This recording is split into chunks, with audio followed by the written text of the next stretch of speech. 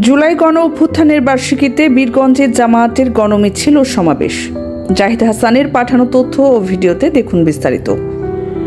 জুলাই গণ অভ্যুত্থানের প্রথম বার্ষিকী উপলক্ষে দিনাজপুরের বীরগঞ্জ উপজেলায় বাংলাদেশ জামায়াতে ইসলামী আয়োজিত বিশাল গণমিছিল ও সমাবেশ অনুষ্ঠিত হয়। বীরগঞ্জ উপজেলা জামায়াতের উদ্যোগে আয়োজিত এই কর্মসূচিতে অংশগ্রহণ করেন শত শত নেতাকর্মী ও সাধারণ মানুষ। গণমিছিল ও সমাবেশ অনুষ্ঠানে সভাপতিত্ব করেন বীরগঞ্জ উপজেলা জামায়াতের আমির কারি আজিজুর রহমান। প্রধান অতিথি ছিলেন দিনাজপুর ১ আসনের জামায়াত মনোনীত সংসদ সদস্য প্রার্থী ও সাবেক ছাত্রনেতা মোহাম্মদ মতিউর রহমান।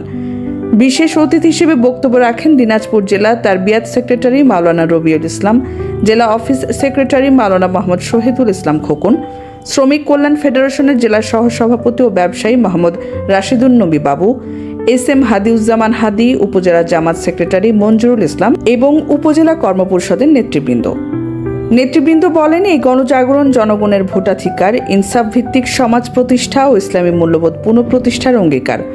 গণ অভ্যুত্থানের চেতনায় উজ্জীবিত হয়ে জনগণের অধিকার আদায়ের আন্দোলনকে আরও গতিশীল করার আহ্বান জানানো হয় এই সমাবেশ থেকে। দোয়া ও মোনাজাতের মধ্য দিয়ে শান্তিপূর্ণভাবে সমাবেশ ও মিছিল শেষ হয়।